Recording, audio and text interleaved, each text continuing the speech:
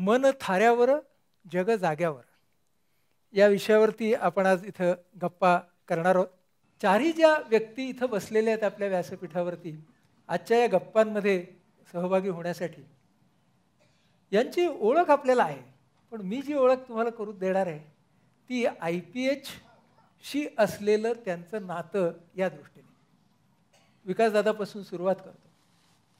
1978 साली वैद्यकीय विद्यार्थी असताना बाबा आमटे नावाच्या गारुडाने आम्हा सर्वांना भारून टाकलं होतं. आणि त्यावेळेला मी एक पत्र लिहिलं, एक कार्ड लिहिलं आणि आनंदवनाला, आणि त्याचं मला आलेलं पत्र विकासदादाच्या हस्ताक्षरातलं, अनेक रंगीत रंगीत पेनं त्याच्यामध्ये विकासदादा तू वापरली होतीस. आणि त्या पत्रामुळं मी आनंदवनला गेलो, बाबांचा सहवास मिळाला. मग त्या काळामध्ये माझ्यासारखे अनेक तरुण या आनंदवनामध्ये येत होते, तिथून प्रेरणा घेऊन जात होते. महत्त्वाची गोष्ट की 1986 साली जेव्हा आमच्या मुक्तांगण व्यसनमुक्ती केंद्राची स्थापना झाली तेव्हा आशीर्वाद देण्यासाठी बाबा तिकडे होते आणि त्यांच्या हस्तेच आमच्या केंद्राचं उद्घाटन झालं होतं. त्यानंतर अनेक टप्प्यांवरती विकासदादा मला भेटत राहिला आणि आज पहिल्यांदा विकासदादा तू IPHच्या कार्यक्रमामध्ये येतोयस, तेव्हा माझ्यातर्फे IPH तर्फे खूप स्वागत. आणि मला खूप मस्त वाटतं. इथं बसलेली सानिया ही तुम्हाला सर्वांना कादंबरीकार, लेखिका म्हणून माहिती आहे, पण ती गेली 25 वर्ष बंगलोर शहरामध्ये काउन्सिलर म्हणून काम करते, हे फार कमी लोकांना माहिती. आमच्या IPHच्या बरोबर ती जोडली गेली. ती आमच्या काही कार्यक्रमांना आम्ही तिला कॉन्ट्रीब्युटर म्हणून बोलवलं. IPHमध्ये आपण एक असा कार्यक्रम करतो ज्याला आम्ही म्हणतो संयोजन. पुढच्या वर्षामध्ये आम्ही काय कार्यक्रम करणार हे आमची टीम आदल्या वर्षी ठरवते आणि बाहेरून आम्ही पाहुण्यांना बोलवतो आणि त्यांच्यासमोर प्रेझेंटेशन्स करतो.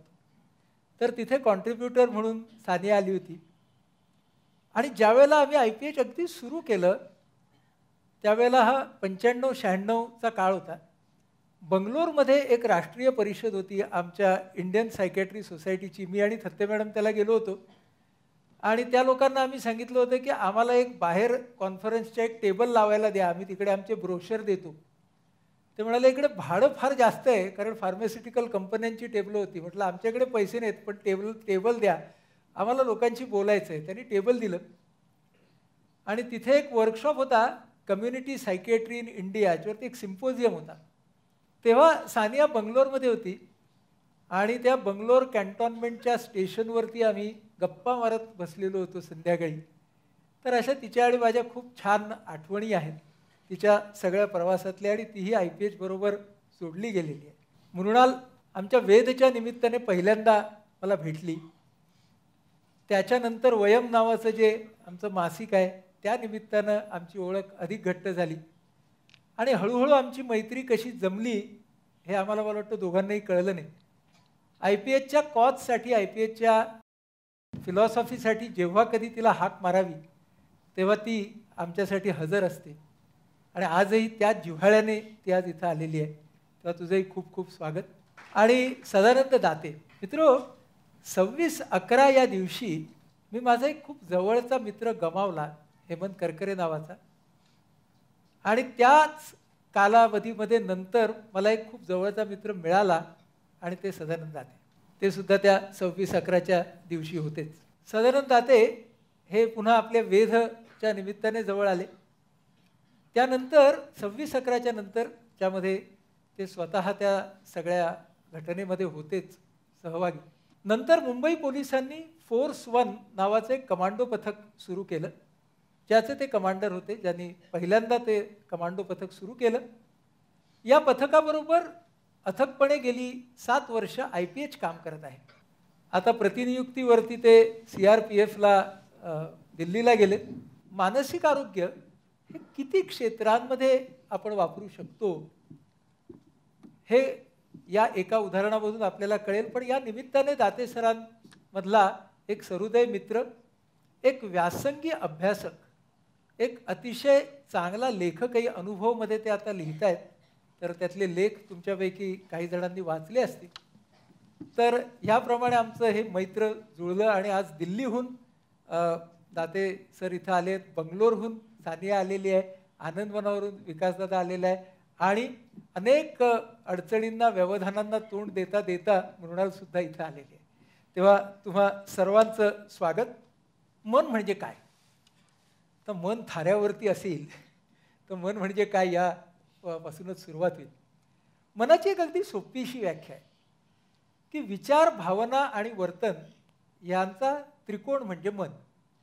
आणि विचार, भावना आणि वर्तन हे जेव्हा समभुज असतात, समतोल असतात, तेव्हा त्याला म्हणायचं आरोग्य.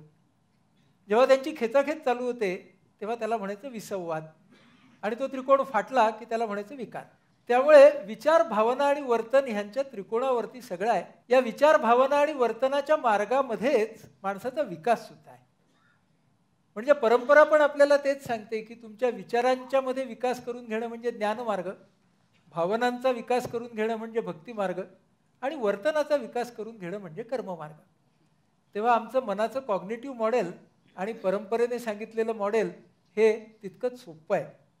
पण आज आपण इकडं या सगळ्यांच्या बरोबर ज्या गप्पा मारणार आहोत त्या पुस्तकातल्या मनाच्या नक्की नाहीत, तर ह्या सगळ्यांनी अनुभवलेल्या मनाच्या आहेत. म्हणून मी सुरुवात अनुभवापासूनच करणार आहे बरं का.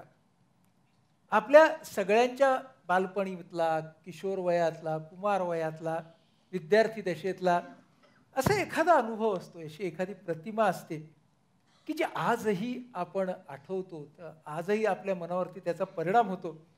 तर अशा एका अनुभवापासून आपण सुरुवात करूया, नाही का? हां मृणाल, तुझ्यापासून करू सुरुवात. सर्वप्रथम या कार्यक्रमाच्या निमित्ताने मी आनंद तुमचं आणि IPHच्या संपूर्ण टीमचं खूप खूप मनापासून अभिनंदन करते. जेवढं प्रेम तुम्ही ठाण्यात आणि इतरत्र महाराष्ट्रात मिळवलेलं आहे त्याच्यापेक्षा दुप्पट प्रेम तुम्हाला पुण्यात मिळणार याची मला गॅरंटी. खरं तर आज मला इथे मंचावर बसताना खूप संकोच वाटतो आहे, कारण अजून स्वतःबद्दल अनेक गोष्टी जाणून घ्यायच्या आहेत अशा परिस्थितीत असलेली मी.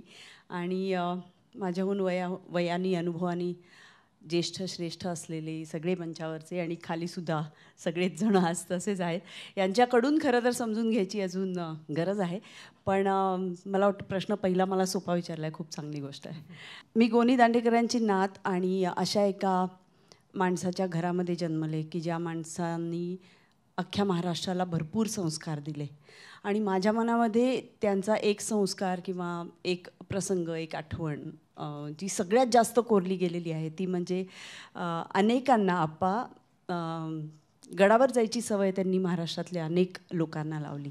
आणि त्या काळामध्ये ट्रेकिंग हे काही फॅड झालेलं नव्हतं, त्यामुळे फार कमी माणसं, इतिहासामध्ये रस असलेली माणसं ही बहुतेक वेळेला गडावर जायची.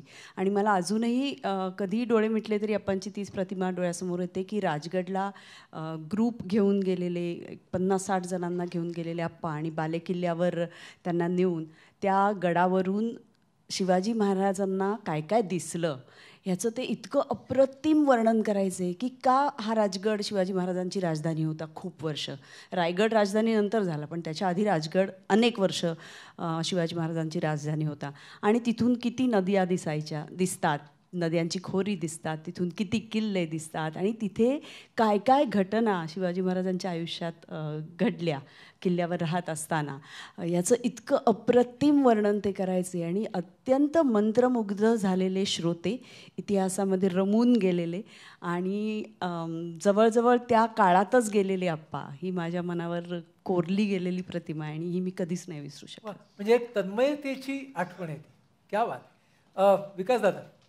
तर मन हा शब्द फार कठीण आहे, कारण सगळ्या निगेटिव्ह गोष्टींचंच, जेवढ्या काही जीवनामध्ये निगेटिव्ह गोष्टी असतील ते ड्राईव्ज यू इन्सेन, की त्यांचं जे दुःख, जेवढं काही निगेटिव्ह गोष्टी असतील त्या गोष्टी आम्ही अनुभवलेल्या असतात. पॉझिटिव्ह असं काही होतं का? नाही, पॉझिटिव्ह नाही. त्या माणसाच्या चेहऱ्यावर जेव्हा आनंद यायचा की त्याच्या आळ्या काढायचे, आई त्याचे कपडे धुवायचे, बाबा त्याचं शेविंग करून द्यायचे, तो आनंद त्याच्या चेहऱ्यावर थोडासा वाटायचा. पण समाज त्यांना हिणवायचा की हे अवैज्ञानिक आहे, त्यांना कामाला लावतात. पण त्या माणसाला वाटायचं की हा कोण माणूस आहे, आपले गाववाले नातेवाईक कोणी हात लावत नाही. आणि पहिल्यांदा त्यांनी इतिहासात कुष्ठरोग्यांना हार्डवर्क त्यांनी लावलं की let them lose their limbs but not their dignity. तो सगळा प्रभाव असा पडायचा की ज्या माणसांनी कामं करायला नको ती माणसं कामं करतात.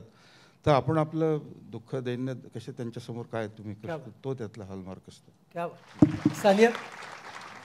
लहानपणी माझ्या मनात जे काय असं फारसं ठसलेलं आहे ते मला असं वाटतं की माझ्या वडिलांची सतत बदली होत असे. तेव्हा माझ्या मनात ज्या प्रतिमा आहेत ते आम्ही सामानाची बांधाबांध करतोय आणि गावं प्रत्येक 2-3 सोडून जातोय, शाळा नवीन. पण या सगळ्याचा परिणाम असा झाला की थोडीशी हुरहुर असायची की आपण आपली शाळा सोडून जातोय, जुन्या मैत्रिणी जातोय, पण नवीन गाव कसं असेल, नवीन शाळा कशी असेल, तिथला शेजार काय असेल, कुठल्या नवीन मैत्रिणी मिळतील याची फार उत्सुकता असायची. तेव्हा नाविन्याकडे एक सतत बघत राहण्याची एक वृत्ती, नवीन नवीन काहीतरी शोधायची वृत्ती ही मला वाटतं माझ्यात आणि माझ्या बहिणींच्यात सगळ्यांच्यात आमच्यात आली. आणि अशी गावं बदलत बदलत आम्ही गेलो. आमची राहणी खूप साधी होती, त्यामुळे कसली साठवण नाही, काही फार जमवायचं नाही, जे काय असेल त्याच्यात अगदी आनंदाने साधेपणाने छानपैकी राहायचं. हे पण सगळं मला असं वाटतं आता माझ्या ते फार जास्त लक्षात येतं की हे सगळं मी लहानपणी गोळा केलेलं आहे आणि त्याचा मला वाटतं माझ्यावर खूप चांगला प्रभाव परिणाम झाला आणि त्यांनी बरंच आयुष्य प्रभाव किंवा परिणाम साधेपणातून दिसतोय. एक साठवणाची आवड नसण्यातून दिसतो, साधेपणातून दिसतो आणि त्याही पलीकडे मला असं वाटतं की नवीन नवीन सतत काहीतरी शोधत राहायचं, नव्यातनं काहीतरी आपण बघायचं. म्हणजे एक जे मागे सोडतो त्याची थोडी रुखरुख हुरहुर असते, पण त्याहीपेक्षा नव्या अनुभवांकडे एक वेगळ्या विचारांनी बघत राहायचं. हे मी नक्कीच मला असं वाटतं त्या माझ्या लहानपणच्या अनुभवातून शिकले. तुमच्याकडे येतो थोडासा प्रश्न बदलतो की या सगळ्या लहानपणापासूनचा आपला जो प्रवास असतो त्याच्यामध्ये आपण स्वतःला स्वतः सापडण्याचा सुद्धा एक प्रसंग असतो. तर तसा काही एक प्रसंग तुम्ही सांगू शकाल का की ज्याला तुम्ही आज टर्निंग पॉईंट म्हणाल? नक्कीच. सगळ्यात पहिल्यांदा जन्माने आणि शिक्षणाने मी पुणेकर आहे आणि आपण इथे बसलो या कॉलेजमधनं मी BCom केलेलं आहे. So I welcome you in पुण्यामध्ये, तुमचं स्वागत. आणि टर्निंग पॉईंट पण याच कॉलेजमधला आहे.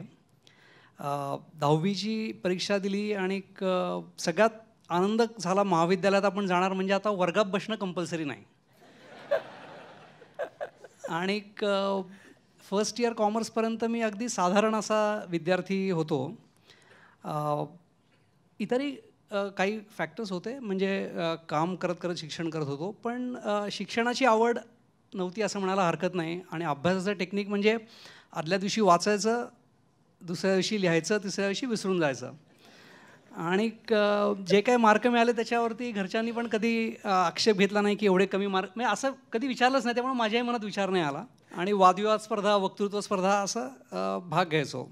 तर असा एक गमतीशीर प्रसंग घडला की फर्स्ट इयर कॉमर्समध्ये मी एका वक्तृत्व स्पर्धेसाठी गेलो, बक्षीस मिळवलं आणि ते दाखवायला आमच्या वादविवाद स्पर्धेच्या प्रमुख प्राध्यापकांना दाखवायला घेऊन गेलो. ते म्हणले वा वा छान, कॉलेजसाठी तुम्ही ट्रॉफी आणलीत वगैरे. आणि मला म्हणले तू कुठल्या वर्षामध्ये शिकतोस? मी म्हणलं मी फर्स्ट इयरमध्ये शिकतो. मला म्हणले आर्ट्सला आहेस का? म्हणलं नाही. मला म्हणले मग सायन्सला आहेस? म्हणलं नाही. मला म्हणले कॉमर्सला आहेस? म्हणलं हो. अरे पण म्हणलं मी 4 डिव्हिजनना शिकवतो, तुला कधी बघितलंच नाही वर्गामध्ये. मी सांगितलं नाही, मी वर्गात बसत नाही. अच्छा, मग म्हणले तुला मार्क किती पडले? तर सांगितलं 12वीत 65% मार्क पडले, 10वीत 73% मार्क पडले. मला म्हणले तू हुशार दिसतोस, मग मार्क एवढे कमी का पडले तुला? व तुझी वही दाखव म्हणले. तर सगळ्या विषयांना मिळून एक वही, म्हणजे खरं तिची गरज नव्हती. काहीतरी लिहिलं. मला म्हणले वाच.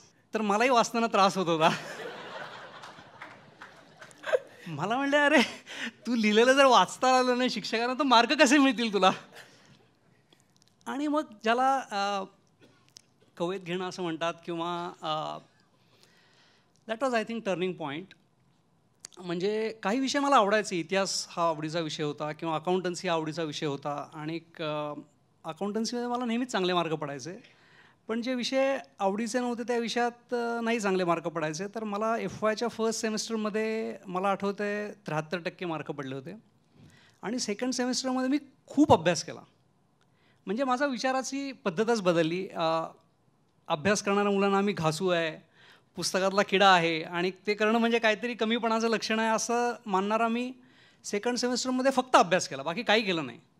आणि मला 89% मार्क पडले आणि गणित, संख्याशास्त्र आणि अकाउंटन्सीमध्ये 99 मार्क पडले 100पैकी. म्हणजे मलाच विश्वास बसला नाही की आपल्याला एवढे मार्क कसे काय पडले.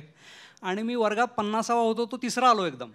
आणि मग सायकोलॉजीमध्ये असं म्हणतात ना की लॉ ऑफ इफेक्ट, तुम्ही काहीतरी करता तर मग त्याची एक चटक लागते किंवा त्यांनी मजा येते. तर अभ्यासाची मजा आली. मग तिथून पुढे अभ्यासाचा जो प्रवास सुरू झाला तो खूप महत्त्वाचा टर्निंग पॉईंट होता. तपशील म्हणून आपल्या सगळ्यांना सांगतो की IPS ते आहेतच, पण मॅनेजमेंटमधली PhD आहे त्यांच्याकडे. आपण आत्ता एक सतत शब्द वापरतो मनाच्या संदर्भात, हा शब्द आपण नेहमी वापरतो. म्हणजे आता तू मृणाल म्हणालीस मगाशी बोलताना की मी अजून स्वतःला शोधते आणि समोर लोक बसलेत की ज्यांच्याकडून मला शिकण्यासारखं आहे. तर मॅच्युरिटी मनाची, तुमच्या सगळ्यांची व्याख्या काय? मॅच्युरिटी कशाला म्हणायचं? मला असं वाटतं की कुठल्याही प्रसंगाला सामोरं जाताना आपण एक कशा तऱ्हेचा समतोल विचार करून कशा तऱ्हेनं सामोरं जातो, ही जी प्रक्रिया असते त्याला आपण तो शहाणपण, मॅच्युरिटी म्हणू शकतो. ही तुझी व्याख्या? ही माझी. मला वाटतं की कोणत्याही परिस्थितीमध्ये मनाची शांतता अबाधित ठेवता येणं म्हणजे मॅच्युरिटी. कारण आजूबाजूला इतक्या अशा अस्वस्थ करणाऱ्या घटना घडत असतात सतत, आणि स्वतःचं मन शांत आणि स्थिर ठेवणं आणि आपण म्हणतो strong head on the shoulders हे टिकवणं, हे वेळी सध्या मला खूप अवघड वाटतं.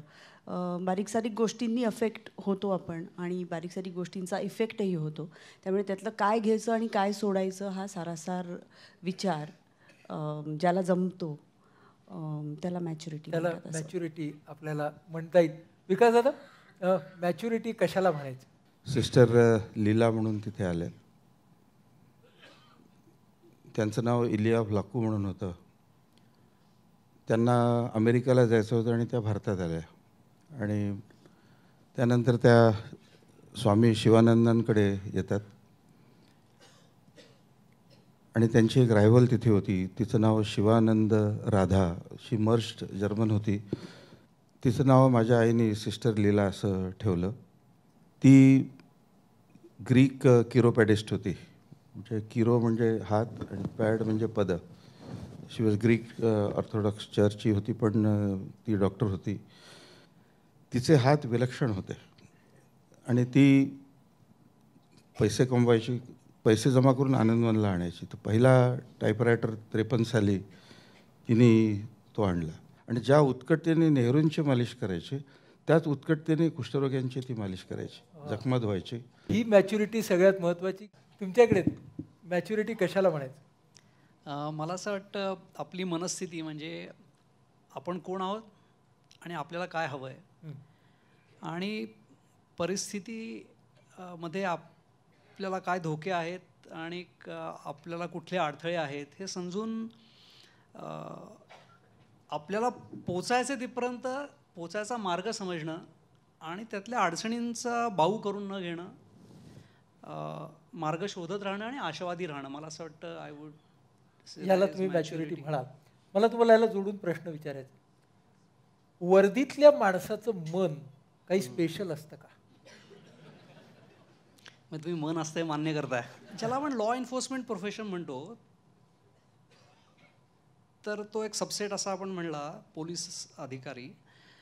तर आमचा प्रश्न मुळात असा आमच्याकडे असतो की कायद्याने आम्हाला एक नकारात्मक असं काम दिलेलं आहे.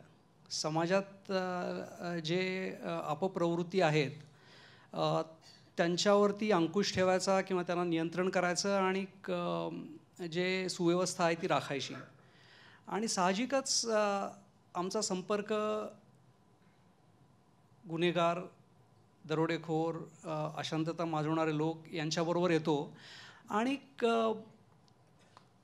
समाजाबद्दल तसं मत बनत जातं. म्हणजे बऱ्याच वेळा पोलीस अधिकारी आपल्याला नकारात्मक दिसतात. त्याचं कारण असं आहे की दररोज जर समाजाचा असाच पैलू आपल्यासमोर आला तर थोडी निगेटिव्हिटी किंवा थोडं ज्याला सिनिसिझम असं आपण म्हणू असं थोडंसं होतं. किंवा आता माझी बायको मला असं म्हणते की मी घरी पण बरंच इंट्रॉगेशन करतो. म्हणजे एखादं मला सांगितलं तर पटकन विश्वास बसत नाही, कारण दुसरी बाजू बघायची, आणखीन काय असेल का, दॅट बिकम्स नेचर. मुद्दामून होत नाही.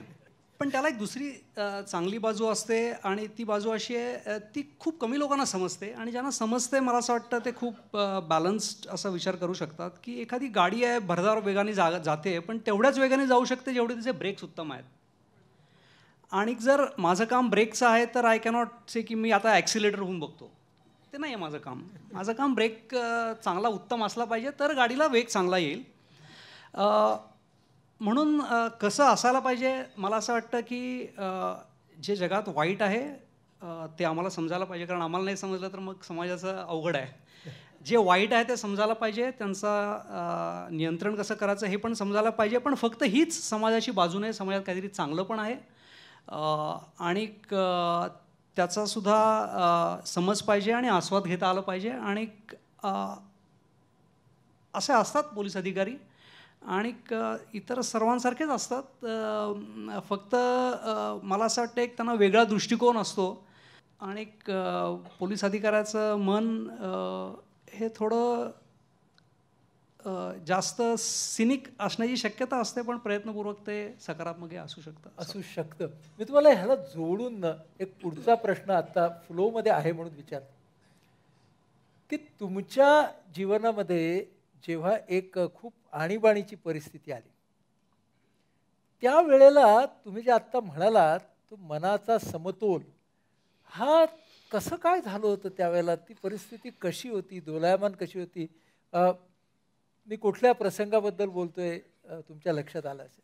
तुम्ही प्रसंगाबद्दल सांगताय पण मी थोडं त्याच्या पूर्वीचं तुम्हाला सांगतो आणि जिथे मी जास्त बोलून तिथे थांबवा तुम्ही मला. मी UPSC पास झालो किंवा UPSCला बसायचं ठरवलं कारण काहीतरी स्वप्न आणि काहीतरी महत्त्वाकांक्षा होती आणि समाजामध्ये स्वच्छ आणि कार्यक्षम असं प्रशासन असेल तर समाजाची प्रगती होऊ शकते असा विचार घेऊन प्रशासनामध्ये गेलो. आणि जशी प्रत्येक क्षेत्रामध्ये काही पदं असतात, काही स्थान असतं आणि तिथं आपण गेलो तर आपल्याला यश मिळालं असं आपण मानतो आणि ते महत्त्वाकांक्षेचं मूर्त स्वरूप असतं.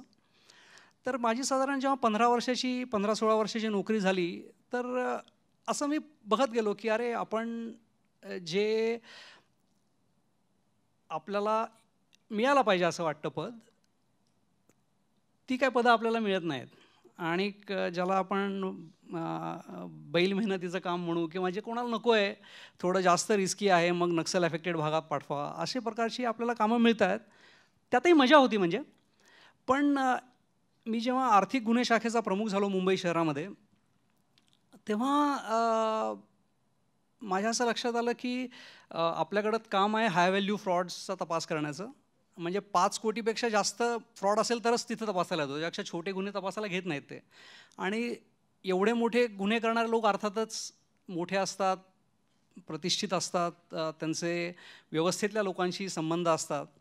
तर त्या शाखेमध्ये अशी एक पद्धत होती की समजा दबाव आला तर वरिष्ठ अधिकारी सांगायचे तपास अधिकाऱ्याला, बुवा तू जा त्या वरिष्ठ अधिकारी आहेत किंवा मंत्री आहेत ते सांगतील त्याप्रमाणे कर आणि स्वतः जबाबदारी घ्यायची नाही.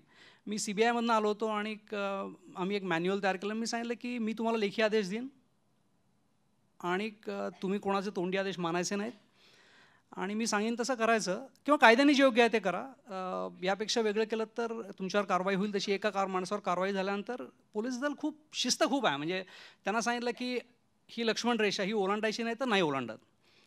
पण त्याचा परिणाम असा झाला की मलाच दर आठवड्याला मंत्र्यांकडे जायला सुरुवात करायला लागली आणि खूप चमत्कारिक परिस्थिती की पोलीस आयुक्त अशी विनंती करतात की अरे सदानंद एवढं जरा थांब, एवढं कर काम किंवा हे करू नकोस. आता वरिष्ठ अधिकारी समजा मला चुकीचा आदेश दिला तर त्यांच्याशी भांडण करणं सोपं आहे, पण कुणीतरी असं विनंती करतोय म्हणल्यानंतर कुठेतरी आपली पण पंचायत होते की आता काहीतरी स्मार्ट वे शोधून काढूया. असं सारखंच व्हायला लागलं. तेव्हा पहिलं 1 वर्षभरानंतर खूप स्ट्रेस बिल्टअप झाला आणि कळत नव्हतं की काय, म्हणजे आपण तर बरोबर वागतोय पण असं दिसत होतं की अरे आपण दर आठवड्याला 2-3 मंत्री असतील किंवा वरिष्ठ अधिकारी असतील त्यांना नाराज करतोय आणि आपल्या महत्त्वाकांक्षेवरती ह्याचा परिणाम होणार उघड आहे. तर माझे CBIमध्ये एक वरिष्ठ होते, ते मला खूप दिवसापासून सांगत होते सदानंद तू विपश्यना कोर्स करायला जा आणि मेडिटेशन कर वगैरे. माझा देवावरती आणि पुनर्जन्मावरती विश्वास नाही, त्यामुळे म्हटलं नाही मला जमणार नाही ते. मला म्हटलं नाही पण तू जा. तर मी विपश्यना करायला गेलो आणि विपश्यना करायला मी जेव्हा गेलो तेव्हा त्या कोर्समध्ये मला असं वाटतं 3ऱ्या किंवा 4थ्या दिवशी माझ्या लक्षात आलं की कुठे घोळ होता. म्हणजे मी UPSCला बसलो आणि काहीतरी व्हॅल्यूज होत्या, मूल्य काहीतरी ती जपण्यासाठी म्हणून गेलो आणि महत्त्वाकांक्षा पण होती. आणि महत्त्वाकांक्षा आणि मूल्य या दोन्हीतला जो झगडा आहे की आपल्याला दोन्ही पाहिजे, पण आपण मूल्यांसाठी चिकटलो तर आपल्याला दिसतंय की आता आपल्या महत्त्वाकांक्षेवरती याचा परिणाम होणार आहे. आणि तो सगळा स्ट्रेस त्याच्यामुळे बिल्टअप होत होता. आणि मला लक्षात आलं की अच्छा, आपण काय प्रयत्न करतोय की आपण एकाच वेळेला 2 घोड्यांच्यावरती बसून घोडेस्वारी करायचा प्रयत्न करतोय, जे करता येणं शक्य नाही. तुम्हाला एकच घोडा निवडायला पाहिजे आणि तो घोडा निवडल्यानंतर दुसरा घोडा येईल बरोबर किंवा येणार नाही, ते तुम्हाला ठरवायला पाहिजे. आणि हे जेव्हा माझ्या लक्षात आलं, मला असं वाटतं that was a great learning point. आणि विपश्यनामध्ये मी जे शिकलो आणि विनोबांच्या पुस्तकामधनं स्थितप्रज्ञ दर्शन खूप पारायणं केलेली आहेत, त्याचा खरा अर्थ मला समजला. आणि आपण जर आपल्याला मूल्य जास्त महत्त्वाची आहे तर महत्त्वाकांक्षेला त्याचे परिणाम समजा झाले तर आपण त्याच्यात वाईट वाटून नाही घ्यायचं, आपण आपलं काम करत राहायचं आणि तोच योग्य मार्ग आहे. तुम्ही 26/11चा प्रसंग सांगितलात. मला अजूनही असं वाटतं की युनिफॉर्म घातलेल्या पोलीस ऑफिसरनी जे करायला पाहिजे ते आणि तेवढंच मी केलं, त्याच्यापेक्षा काही वेगळं केलं नाही. म्हणजे मला असं समजलं की साऊथ मुंबईमध्ये 7-8 ठिकाणी गोळीबार चालू आहे. तर पत्नी सिनेमा बघत होती आणि मॅच बघत होती आणि खाली टिकर यायला लागला की असं गोळीबार झाला आहे. तर मी मनीषाला सांगितलं की आता मला जायला पाहिजे. आणि माझ्या बॉसला मी SMS पाठवला की सर, मला असं समजलं आहे, ही माझी हद्द नाही आहे, पण तुम्हाला हवा असेल तर मी साऊथ मुंबईमध्ये जातो, नाहीतर मग मी मनीषाला सांगितलं की मी सेंट्रल रिजनमध्ये जाऊन माझ्या कार्यक्षेत्रात जाईन. तर त्यांचा मला मेसेज आला की हो, प्रॉब्लेम आहे आणि तू आता ताबडतोब VT स्टेशनपाशी ये. जेव्हा पोचलो प्लाझा मेट्रो सिनेमापाशी, तेव्हा मला समजलं की कामा हॉस्पिटलमध्ये गोळीबार चालू आहे. 7-8 जण आणखीन जवळ आले, बरोबर आले, म्हणजे स्पॉटवरती मिळालेले अधिकारी. मला अजूनही आठवतं, मी त्यांना त्या इमारतीच्या खाली ब्रीफिंग केलं की आपण चाललो आहे, ते हॉस्पिटल आहे आणि गोळीबार झाला आहे असं समजलं आहे, पण आपण गोळी चालवायची तर मला विचारल्याशिवाय तुम्ही चालवायची नाही. आणि इथे रुग्णसुद्धा आहेत, आपल्यामुळे काही चूक कोणाला होता कामा नये. आणि आम्ही जेव्हा ग्राउंड फ्लोअरपाशी पोचलो तेव्हा मला 3 मृतदेह दिसले आणि असं समजलं की 4थ्या मजल्यावरती दहशतवादी आहेत. तर मी असं ठरवलं की आपण लिफ्टनी 5व्या मजल्यावरती जाऊया आणि वरून खाली येऊया. दहशतवादी असं नाही समजलं, ज्यांनी गोळीबार केला ते लोक आहेत असं समजलं. तर आम्ही लिफ्टमध्ये जात असताना एक माणूस धावत आला. म्हटलं सर, ते 4थ्या मजल्यावरती नाही आहेत, ते टेरेसवरती आहेत. मला चांगलं आठवतं आहे, 2 लोकांना मी खाली ठेवलं. म्हटलं मी वरती जातो आहे आणि इथून समजा बाहेर कोणी आलं तर त्यांच्यावर तुम्ही लक्ष ठेवा. आणि आम्ही 6 जण वरती गेलो. 6व्या मजल्यावरती उतरलो. हे नंतर इंट्रॉगेशनमध्ये समजलं. 6व्या मजल्यावरनं उतरलो आणि मी टेरेसमध्ये जाणार 2-3 पावलं आधी मी सगळ्या पुढं होतो, कारण माझ्याकडे बुलेट प्रूफ जॅकेट होतं, आणखीन फक्त दोघांच्याकडेच होतं म्हणून मी सगळ्या पुढं होतो. तर मला काय असं वाटलं की नाही, असं एकदम जाता कामा नये, म्हणून मी त्यांना म्हटलं की नाही, परत खाली चला आणि कुठे धातूच्या वस्तू दिसतात का शोधा, कारण आपल्याला माहिती नाही टेरेसवरती कोण आहे. तर तिथे बिल्डिंगचं रिपेअरचं काम चालू होतं, तर ते क्लिप्स असतात, आयर्न क्लिप्स, तर त्या मिळाल्या. तर त्या 2-3 क्लिप्स घेतल्या. माझ्या लोकांना पुन्हा ब्रीफिंग केलं. त्यांना सांगितलं मी सगळ्या पुढं चालतो आहे, मला मागून गोळी मारू नका आणि आपल्यावर गोळीबार झाल्याशिवाय आपण गोळीबार करायचा नाही.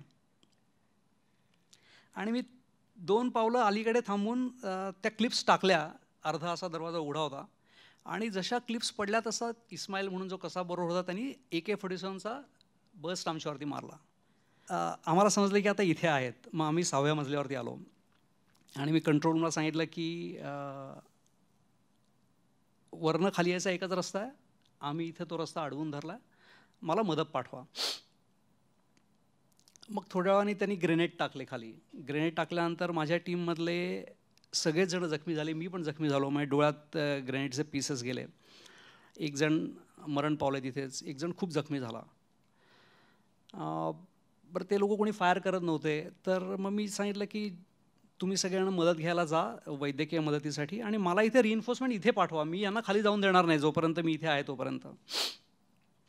तिथून पुढे जवळजवळ 40-45 मिनटं तिथे फायरिंग चाललं होतं, आणि ते सगळे 40-45 मिनटं आणि त्याच्यानंतर मला मदत मिळायला जवळपास आणखीन 30 मिनटं गेली.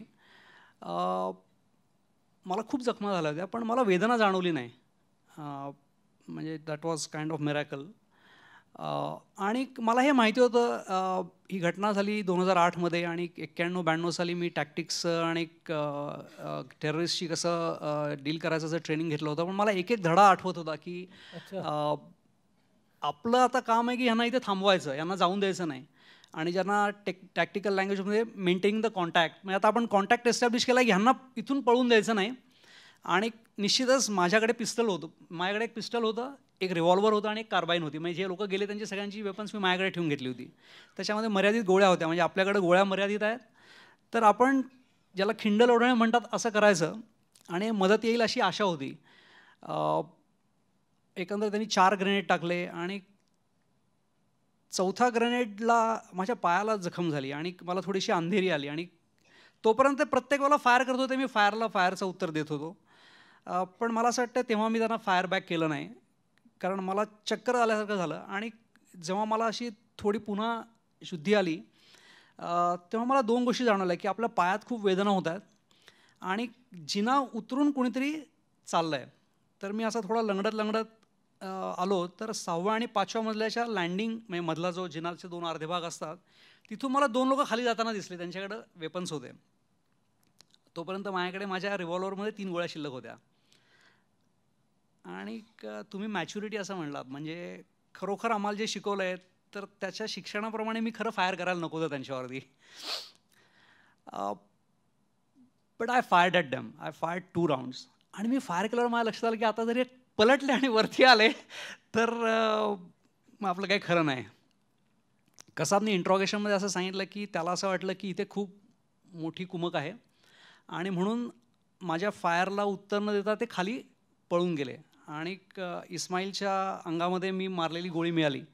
अर्थात ते खाली गेले. मग मी माझी जागा बदलली आणि वायरलेसवरती सांगितलं की 2 लोक गेले, त्यांचं वर्णन दिलं, त्यांच्याकडे हत्यारं काय आहेत.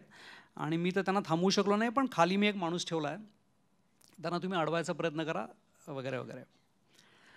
तिथून मग ते दोघं पुढे गेले. मग त्यांना मेट्रो सिनेमापाशी त्यांनी फायरिंग केली आणि शेवटी पोलिसांच्या नाक्याने त्यांना अडवलं आणि गिरगाव चौपाटीमध्ये मारलं. तोपर्यंत मला मदत आली नाही आणि वेदना खूप होत होते. आणि एक शेजारी कॉन्स्टेबल होता, तो जखमी अवस्थेत पडलेला आणि त्याला खूप तहान लागली होती आणि तो सांगत होता, सर मला घेऊन चला. तर मी त्याला थोडं पाणी पाजलं. आणि विपश्यनेमध्ये असं ते शिकवतात की बुद्धाची अशी शिकवण आहे की you to accept reality as reality. म्हणजे वेदना होतात तर मला हे माहिती होतं की आपल्याला आता भोवळ येऊन आपण बेशुद्ध पडलो तर आपल्याला मदत मिळणारच नाही आणि रक्त गेलं तर मग that is the end of it. So आपण शुद्धीवरती राहणं खूप आवश्यक आहे. आपल्याला येणाऱ्या मदत करणाऱ्या लोकांना आपण कुठं आहोत हे सांगणं खूप आवश्यक आहे. तर मी माझ्या जखमेकडे ज्याला ध्यान म्हणूया आपण करत होतो की I was seeing pain as pain and that kept me conscious. माझ्याकरता सगळ्यात चांगला अनुभव, म्हणजे निश्चितच ती खूप वाईट गोष्ट होती, पण मला जे जाणवलं त्या घटनेमध्ये ते असं होतं की ज्याला मी कर्तव्य माझं समजतो ते करावं किंवा नाही असं माझ्या मनात शंका आली नाही.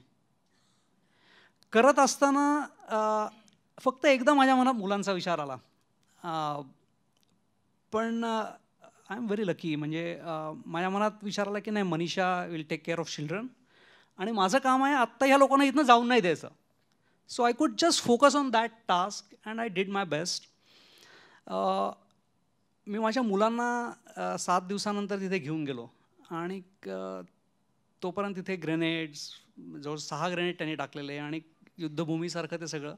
आणि मी त्यांना सांगितलं की मी काही वेगळं केलेलं नाही आहे, जे मला असं वाटलं माझं कर्तव्य आहे ते मी केलं आणि ते करताना माझ्या मनात शंका आली नाही, भीतीचा स्पर्श मनाला झाला नाही आणि हे माझं भाग्य आहे असं मला वाटतं.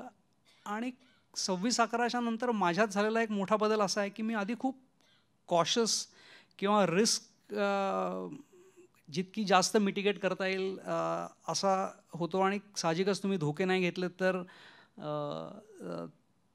तुम्ही तुमचं पोटेन्शियल अचीव करत नाही. तर माझ्यात बदल झालेला मला असा दिसतो की आपण कुठलीही तयारी न करता जर 26-11 फेस करू शकतो तर मग आपण फार चिंता करायचं कारण नाही. You can just manage about anything. वा, मला वाटतं तुम्ही मॅच्युरिटी म्हणजे काय याही प्रश्नाचं उत्तर दिलं आमच्या या प्रश्नाचं उत्तर देताना. मृणाल, तुझ्याकडे येतो की भूमिकेचा अभ्यास करताना कलाकाराचं मन कसं असतं, भूमिकेमध्ये जाताना कसं असतं? मी आता बरीच वर्ष अभिनय करते आणि अनेक प्रकारचे कलाकार मी बघितले आहेत, त्यांच्या समवेत काम केलं आहे.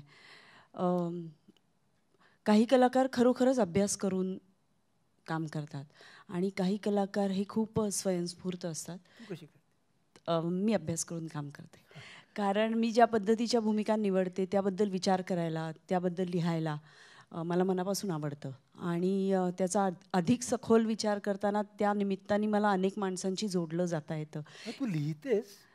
माझे चित्रपट मी लिहिते. हा नाही, पण एखादी भूमिका असेल तर तिचा अभ्यासही? हो हो, मी लिहिते, अनेकदा लिहिते मी. बरं. मला स्वतःला ते सोपं पडतं. मला वाटतं मी शाळेत कॉलेजमध्ये खूप पडाकू होते आणि आई वडील प्रोफेसर आहेत, त्याचा कुठेतरी हा इफेक्ट असेल. पण मला ते करायला आवडतं. म्हणजे मला तो माझ्यासाठीचा एक्सरसाइज वाटतो. किती लोक तसं करतात मला माहिती नाही, पण माझ्यापुरता तो एक्सरसाइज असतो. अनेक ऐतिहासिक भूमिका केल्यामुळे मला अभ्यास करायची सवय पण लागली, कारण त्या निमित्ताने माझा आवडता विषय इतिहास पण माझा त्याचं एक पुन्हा उजळणी होते. मी नुकताच एक चित्रपट केला, तू त्याचा स्क्रिप्ट वाचला आहेस, सुमित्राताई भाव्यांचा, वेलकम होम. मला त्याचा खूप मनापासून उल्लेख आत्ता करावा असं वाटतो, कारण या निमित्ताने स्त्रीत्वाचा एक नव्या पद्धतीने अभ्यास मला या भूमिकेच्या निमित्ताने करता आला.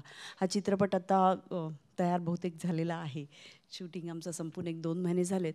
आणि चित्रपटाचा विषय आहे की स्त्रीचं खरं घर कोणतं, तिच्या वडिलांचं घर का तिच्या पतीचं घर का यापैकी कोणतंच नाही. हा विचार आणि इतकं अप्रतिम स्क्रिप्ट सुमित्राताईंनी लिहिलेलं आहे. हे वाचल्यानंतर मला आजूबाजूच्या इतक्या स्त्रियांशी या विषयावर बोलावं असं वाटलं, इतक्या स्त्रियांबद्दल जाणून घ्यावं असं वाटलं. आणि ही कुठेतरी प्रत्येक स्त्रीच्या मनातली खंत मला जाणवली. चित्रपटात फार छान शब्द वापरला आहे त्यांनी, एक मनमोड. म्हणजे प्रत्येक स्त्रीला मनमोड या गोष्टीला तोंड द्यावं लागतं कोणत्या ना कोणत्या पद्धतीने. हा चित्रपटाचा विषय आहे, म्हणजे द्यावंच लागतं असं काही माझं म्हणणं नाही आहे. पण जे त्या करतात कुटुंबासाठी त्याचं त्यांना ॲप्रिसिएशन मिळतंच असं नाही. कधी कधी ते अजिबात मिळत नाही, कधी कधी ते मिळालं आहे असं वाटतं पण ते खरं नसतंच. अशा अनेक स्त्रिया या निमित्ताने मला भेटलेल्या मला आठवल्या, काहींशी मी मुद्दाम बोलले. आणि या प्रकारचा अभ्यास करायला मला खरोखरच खूप आवडतं आणि त्यांनी आपल्या कामामध्ये पण थोडीशी जास्त डेप्थ येऊ शकते असं मला वाटतं. मला सांग की भूमिका संपल्यावरती ती व्यक्तिरेखा रेंगाळते का? हो, काही व्यक्तिरेखा नक्की रेंगाळतात. खूप मनापासून आवडलेल्या व्यक्तिरेखा रेंगाळतात आणि आपल्या मनावर असतं त्यांना रेंगाळू द्यायचं की नाही. काही नको आता या रेंगाळायला असं वाटतं आणि त्या तिथल्या तिथे संपतात. पण अशा भूमिका कमी, रेंगाळणाऱ्या भूमिका माझ्या वाट्याला जास्ती आल्यात. लेखकाला व्यक्तिरेखेचं मन सापडण्याचा प्रवास कसा असतो? मला वाटतं की सगळ्यात मोठी गंमत आणि मजा तीच असते की लिहिताना आपल्याला एक माणसं दिसत जातात, म्हणजे मला दिसतात, माझ्या मनात ती उभी राहतात. आणि मग ती काय करतायत, कशी वागतायत, त्यांचं एकमेकांशी नातं काय आहे, काय ताण आहेत, हे सगळं कुठेतरी दिसत जातं. आणि ती काय माणसं तशी काय ती आपण रचलेली असतात, म्हणजे ती कुणाकुणातनं आलेली असतील आपल्या आयुष्यातली, आपल्या सगळ्या अनुभवातली, पण ती जशीच्या तशी नसतातच. आणि ती जशीच्या तशी असल्यावर काय त्याच्यात मजाच नाही आहे. लेखक म्हणून काम ते असंच आहे की सगळ्यातलं घेऊन आपण एक काहीतरी नवीन रचायचं, नवीन निर्माण करायचं. आणि मग समजा ही मी असेल तर काय काय असा एक प्रश्न असतो मनात. पण काय असतो, ती मी नव्हे, मी जणू काही ती मीच आहे. थांब थांब थांब थांब मी ती नव्हे पण जणू काही ती मीच आहे. कारण आपली एखादी जी व्यक्तिरेखा असते, आता मी कारण एखादी कथा किंवा कादंबरी लिहिताना मी त्यात पूर्ण गुंतलेली असते, मग ते माझ्या मनात त्या उभ्या राहतात सगळ्या व्यक्तिरेखा. आणि मग ही व्यक्तिरेखा ही अशी अशी कशी बरं वागेल हे करताना त्या काळापुरती त्या प्रसंगापुरती ती मी होऊ शकते, पण म्हणजे ती मी नव्हे. हां, आता समजलं. आणि मला नंतर नंतर हे लक्षात आलं, कारण काय मगाशी आपण बोलतही होतो की मी समुपदेशनाच्या क्षेत्रात तशी उशिरा शिरले, त्यामुळे मी मानसशास्त्र वगैरे माझ्या तरुण वयात शिकले नाही. पण नंतर मी जेव्हा शिरले आणि मी ते शिकले आणि काम करायला लागले, तेव्हा माझ्या लक्षात आलं की ते मानसशास्त्राशी हे खूप संबंधित आहे, कारण त्याच्यात जे आम्ही शिकलो ते असंच होतं, सहअनुभूती. आणि एक लेखिका म्हणून मी ती सहअनुभूती घेतेच, एक माणूस म्हणूनही घेते, आणि ती माझ्या क्षेत्रात काम करताना मला ती खूप मदत होते. आणि त्याचं सूत्र तेच आहे की तुम्ही जणू काही ती व्यक्ती आहात, पण म्हणजे तुम्ही ती व्यक्ती नव्हे. म्हणजे तुम्ही ते समजून घ्यायचं, मग बाहेर यायचं आणि मग तिथनं सगळं ते जाणून घ्यायचं. आणि तो असा प्रवास होतो आणि ती करताना फार मजा येते, कारण आपण ते निर्माण करत असतो. वा, तुला एक पुढचा प्रश्न असं विचारायचं आहे की मग जेव्हा तू लिहितेस, कादंबरी सारखं एखादं लिखाण असतं, फटीग येतो का, क्रिएटिव्ह फटीग येतो का? मला स्वतःला थकण्याचा काही फारसा तशा अर्थाने अनुभव नाही, कारण तो इतका एक सगळा आनंदाचा प्रवास असतो. मग त्याच्यात प्रश्न खूप येतात मध्ये मध्ये लिहिताना, विशेषतः कादंबरीत आपण खूप काही मांडत असतो, तेव्हा ते प्रश्न असतात आणि त्याच्यातनं आपण जात असतो. पण हे याचा थकवा आलाय असं मला वाटत नाही. लेखन कमी जास्त होत असेल, ते आता मी तर इतकी वर्ष लिहित आलेली आहे, तेव्हा असे अनेक दिवस असतात जेव्हा मी नाही लिहित काही, पण जेव्हा लिहिते तेव्हा त्याच्यात पूर्ण मनापासून झोकून देऊन अशी लिहित असते. त्यामुळे त्याच्यात थकवा असा येतच नाही. विकास दादा, तुला एक अगदी तसा सोपाच प्रश्न आहे, तुझं स्ट्रेस मॅनेजमेंट तू कसा करतोस? स्ट्रेस मॅनेजमेंट माझे 2-4 गुरुजी आहेत, राम शेवाळकर, नरहर कुरुंदकर, डॉक्टर लहाने, मी सुरेश भट, आम्ही मिरच्या खाणारे लोक आहोत, त्यामुळे तो स्ट्रेस दूर होतो. म्हणजे स्ट्रेस मॅनेजमेंट हा ते विपश्यना करतात आणि तुम्ही मिरची खाता. तुला मला विचारायचं आहे की स्ट्रेस मॅनेजमेंट म्हणजे मन थाऱ्यावर कसं ठेवावं, या बाबतीतलं तुझं रोल मॉडेल कोण? आनंद नाडकर्णी. कारण नानाविध प्रकारचे स्ट्रेस लोकांचे तुमच्या समोर येतात, तुम्ही त्याच्याशी डील करता, तुमचे स्वतःचे वैयक्तिक काही स्ट्रेसेस असतीलच, पण तरीसुद्धा तुमच्या चेहऱ्यावर जे बिलकुल स्ट्रेस नाही असं एक भाव असतो, तो भाव मला शिकायचा आहे आणि म्हणून मी तुम्हाला रोल मॉडेल मानते. थँक्यू. तुझं रोल मॉडेल? असं एकच एक रोल मॉडेल असं आठवत नाही आहे, कारण आपल्या पाहण्यात माणसं येतात, कधी कधी आपल्या वाचनात एखादी अशी काहीतरी पात्र येतं, आणि बऱ्याचशा अंशी मला असं वाटतं की काही गोष्टी आपण अनेकांकडनं थोड्या शिकत जातो. माझ्या आईकडनं मी जीवनाकडे सकारात्मक दृष्टीचं बाळकडू मला मिळालं. माझ्या सहचार्याकडनं मी असं शिकले की कुठल्याही गोष्टीकडे न्याय आणि समता यांनी बघितलं की आपला एक समतोल राखता येतो. माझ्या एका जपानी मैत्रिणीकडून मी शिकले की कितीही अवघड परिस्थिती असली की त्याच्यात हसण्याजोगं काय आहे ते बघायचं. त्यामुळे असं मला असं वाटतं मी वेगवेगळ्या ठिकाणून काय वेगवेगळ्या गोष्टी शिकत गेले, अजूनही शिकते. तुमचे रोल मॉडेल कोण स्ट्रेस मॅनेजमेंट मधले? रोल मॉडेल असं कोणी नाही आहे, पण स्ट्रेस मॅनेजमेंट करण्यासाठी मी काय करतो ते थोडं सांगेन. मला रनिंग करायला आवडतं आणि आता मी विचार करतो तेव्हा ते का आवडतं किंवा त्याचा मला कसा फायदा होतो हे लक्षात येतं. तर running is a kind of meditation. म्हणजे तुम्ही जर ब्रिस्क रनिंग करत असाल तर तुम्ही कुठलाही एक विचार फार वेळ तुमच्या मनात राहू शकत नाही, दुसरा विचार मनामध्ये येतो. तर रनिंग आणि वॉक करत असताना आपोआपच अनेक विचार मनात येतात आणि ज्याला रिफ्लेक्शन म्हणतात इंग्लिशमध्ये, आणि त्या रिफ्लेक्शनमध्ये विषयांचे अनेक पैलू आणि दुसरी बाजू, आणि या परिस्थितीत जास्तीत जास्त मी आता मागे वळून बघतो तर काही घटना असतात ज्याचा स्ट्रेस येऊ शकतो, अपेक्षा असतात स्वतःच्या त्याचा स्ट्रेस येऊ शकतो, एखादं मोठं आव्हान पुढे असतं व्यावसायिक, त्याचा स्ट्रेस येऊ शकतो. तर मला रनिंग करताना अशी एक सवय लागली आहे की मी स्वतःला प्रश्न विचारतो की वाईटात वाईट काय होईल याच्यामध्ये, आणि बस आपण त्याची तयारी करायची. आणि ती तयारी कशी करायची, मग आपलं मॅनेजमेंटचे पूर्ण स्किल्स वापरून रिस्क मिटिगेशन करायचं. मला असं वाटतं रनिंग आणि नंतर मी शिकलो मेडिटेशन. रोल मॉडेल असं म्हणलंच तर रूढ अर्थाने मी धार्मिक नाही, कुठल्याच अर्थाने नाही असंही म्हणता येईल. पण ज्याला गीतेमध्ये विनोबांनी स्थितप्रज्ञ दर्शन म्हणून पुस्तक लिहिलं आहे, तर स्थितप्रज्ञ म्हणजे चांगलं घडलं तरी हुरळून न जाणं आणि वाईट घडलं तरी खचून न जाणं, आणि ते स्थितप्रज्ञ कसं व्हायचं हे बुद्धांनी दाखवलं. तर मला असं वाटतं that could be role model. That could be a role model. वा. मृणाल, तुझ्याकडे येतो. मगाशी दाते सरांनी मूल्य आणि महत्वाकांक्षा आणि एक कसोटीचा प्रसंग सांगितल्यानंतर कलाकार म्हणूनही तुझ्या जीवनामध्ये असे कसोटीचे प्रसंग आलेत का? फार प्रसंग आले नाहीत, पेक्षा मी येऊ दिले नाहीत असं मला वाटतं.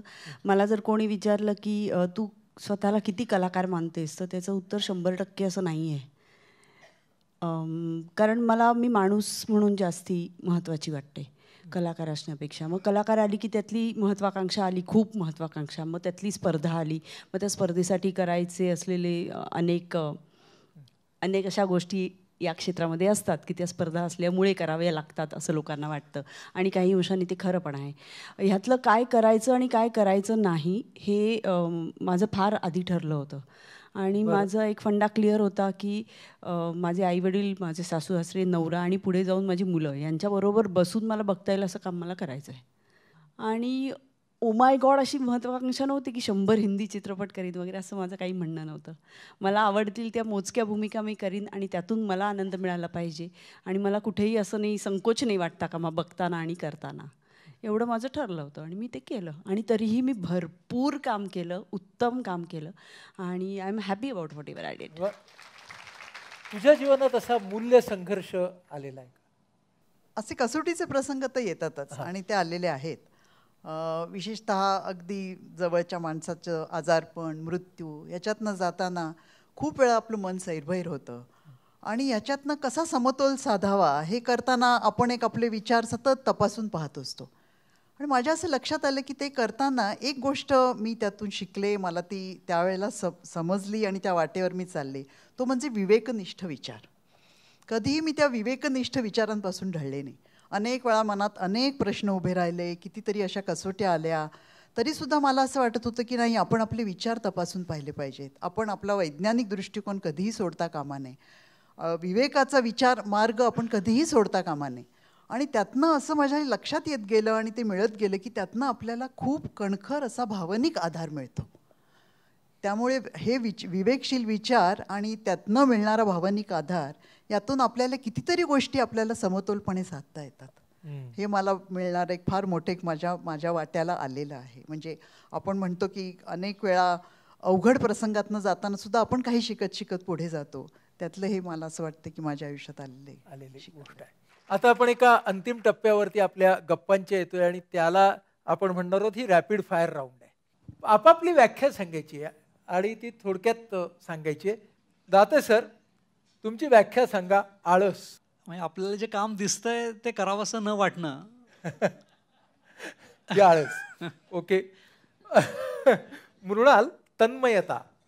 एका वाक्यात सांगणं खूप अवघड आहे, पण जेव्हा आपपरभाव संपून जातो, इतकं आपण झोकून देतो एखाद्या कामात, तेव्हा त्याला तन्मयता. सानिया, आस्वाद. एखादं सगळं अगदी पूर्णपणे रमून जाणं. मग ते अगदी गाणं असो, पुस्तक असो, प्रेम असो, मैत्री असो. विकास दादा, आता राऊंडचा अंदाज आला तुला. व्याख्या तुला सांगायची आहे निवांतपणाची. तुझी व्याख्या काय? ते सांगितलं की आनंदवन जगातली सगळ्यात वाईट जागा, बाबा त्याला सामाजिक तुरुंग म्हणायचे किंवा स्वेच्छा तुरुंग म्हणायचे. त्याचं मी जेलर आहे. म्हणजे तू जेलर म्हणून निवांत आहेस? तेव्हा जेलर म्हणून, तेव्हा अशा जेलरला कोणी प्रश्न विचारत नाहीत. दाते सर, चांगली सवय अंगी बाणवायची असेल तर माणसाने काय करावे? 3 वाक्यात सांगा. 3 शब्दात सांगतो. मला असं वाटतं सराव, सातत्य आणि अट्टाहास. सानिया, एखाद्याला क्षमा करायची असेल तर त्यासाठीच्या 3 पायऱ्या कोणत्या? पहिली पायरी म्हणजे जे काय आहे ते एका मोठ्या परिप्रेक्ष्यातनं बघायचं. दुसरी पायरी अशी आहे की याच्यात आपण काय केलं पाहिजे आणि आपल्या ह्याच्यात काय नक्की विचार आहेत ते बघायचं. क्षमा ही फार मोठी गोष्ट झाली खरं म्हणजे. तरी देखील. आणि तिसरी गोष्ट अशी आहे की आपण जर मनात ते कुठलाही क्रोध ठेवला, किलमिश ठेवलं, काही स्ट्रेस ठेवलं, तर त्याचा त्रास आपल्यालाच होणार आहे. तेव्हा ती खरी मुक्तता आपलीच आहे क्षमा केल्यावर. वा वा. नातेसंबंध जपण्याचे 3 मंत्र. थोडंसं भांडण करा, हेल्दी असतं. हेल्दी असतं, भांडण करा. वा. प्रत्येक नात्यामध्ये थोडीशी एक छोटा खटका आवश्यक असतो. त्यामुळे आपण स्वतःलाही टेस्ट करतो आणि ते नातंही टेस्ट करतो आणि समोरच्या माणसालाही कुठेतरी टेस्ट करतो. दुसरी महत्त्वाची गोष्ट म्हणजे शक्य तेवढं देण्याचा प्रयत्न करा, त्याच्या दुप्पट तुम्हाला मिळतं.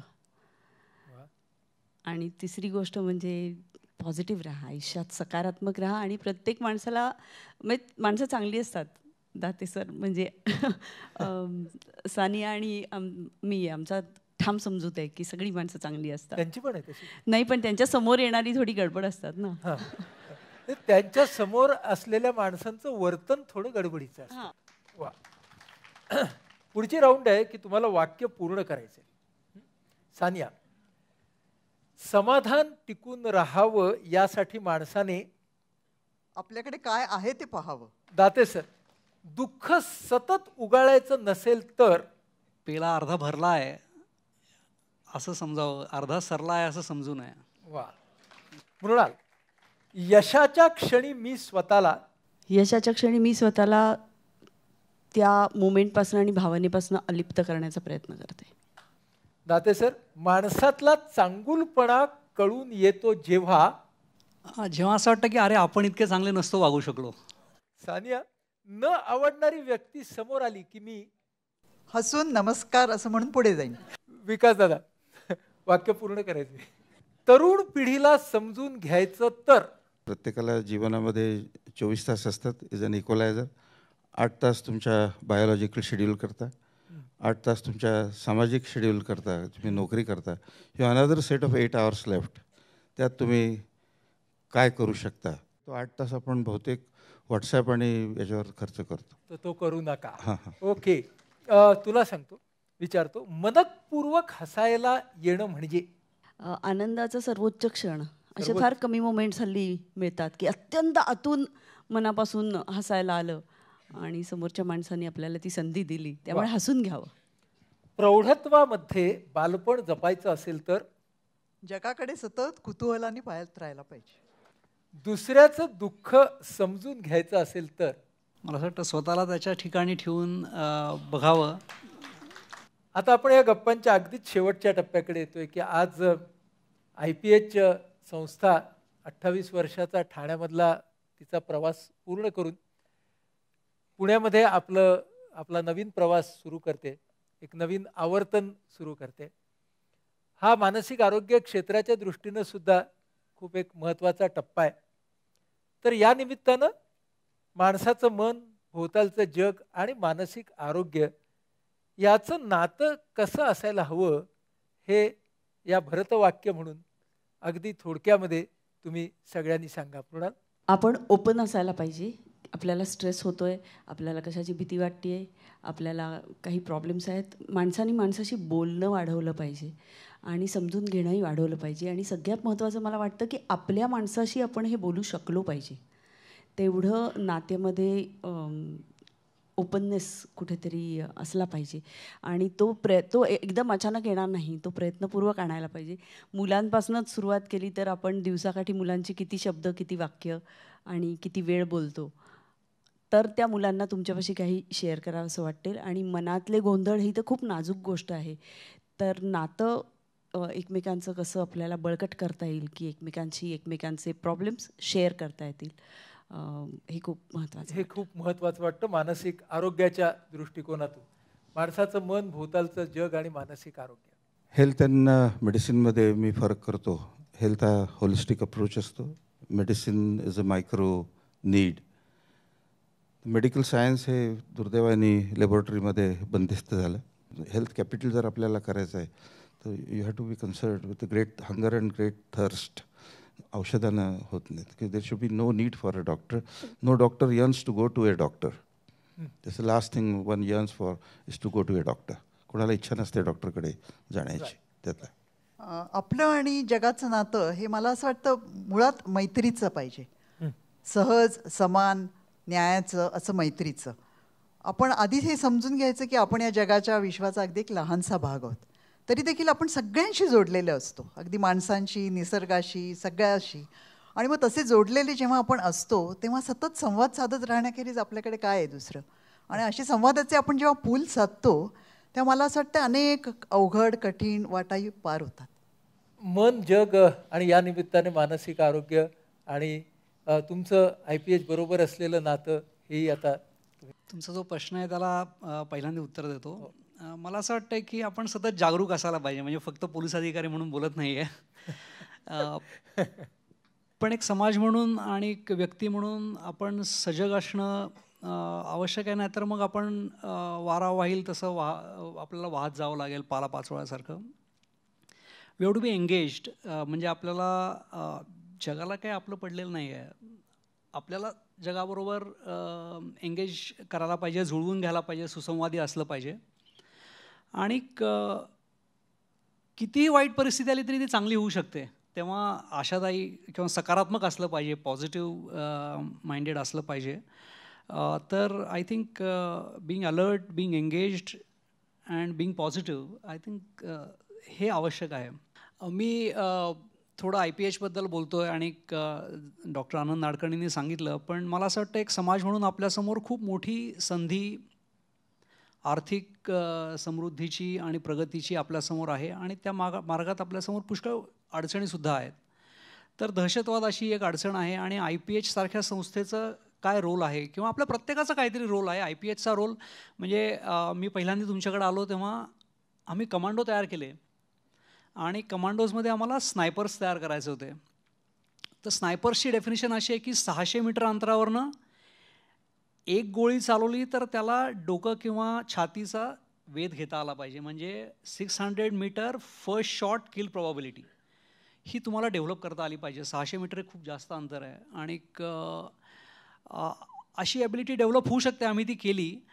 पण ती ॲबिलिटी डेव्हलप करणारा माणूस योग्य असला पाहिजे, नाहीतर मग तो हवाकच करेल. म्हणजे 600 मीटरवरनं जर कोणी मारू शकला तर मग त्याला शोधूनसुद्धा काढणं अवघड आहे. तर आम्ही IPHकडे गेलो. पहिल्यांदा ते अशासाठी गेलो की आम्हाला आमच्या कमांडोजमधनं निगेटिव्हिटी असलेले, विकृती असलेले, समाजाला घातक ठरतील असे लोक आम्हाला बाजूला कसे काढता येतील. आणि तुम्ही ते काम खूप छान केलं.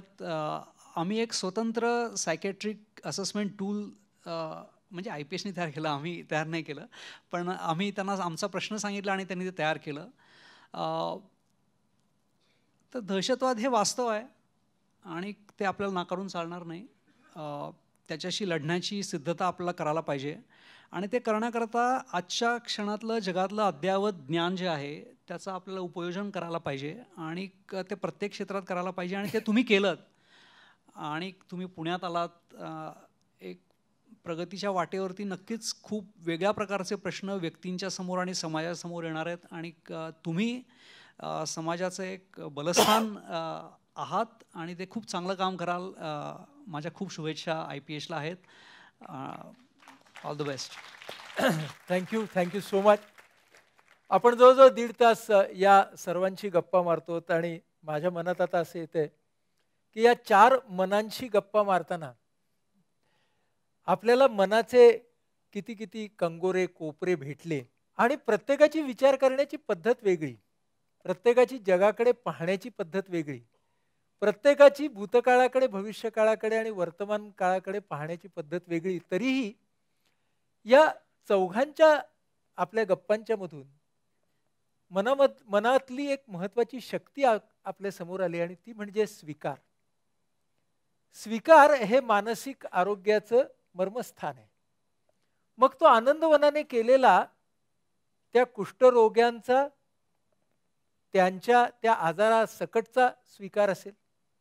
मृणालने आपल्याला सांगितलं त्याप्रमाणे त्या नातेसंबंधांमध्ये आलेला हा विनाअट स्वीकार असेल. लेखिकेने केलेला आपल्या व्यक्तिरेखेचा संपूर्ण स्वीकार असेल किंवा पोलीस अधिकाऱ्याने केलेला गुन्हेगारी वर्तनासकटच्या त्या माणसाचा स्वीकार. तेव्हा आपल्याला काय कळलं? आपल्याला कळलं स्वीकाराचं सामर्थ्य.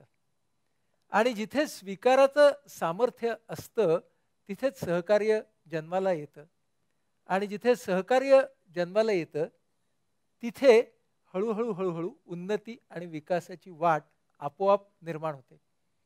तुम्ही चौघांनी आज आम्हा सर्वांना फक्त IPSच्याच वाटचालीसाठी नाही तर इथे बसलेल्या सर्वांना त्यांच्या वैयक्तिक वाटचालीसाठी सुद्धा एक प्रचंड ऊर्जा निर्माण करून दिलेली आहे, सकारात्मक ऊर्जा निर्माण करून दिलेली आहे. आणि आम्ही सगळेजण या 1.5 तासाच्या अनेक आठवणी घेऊन जाणार आहोत.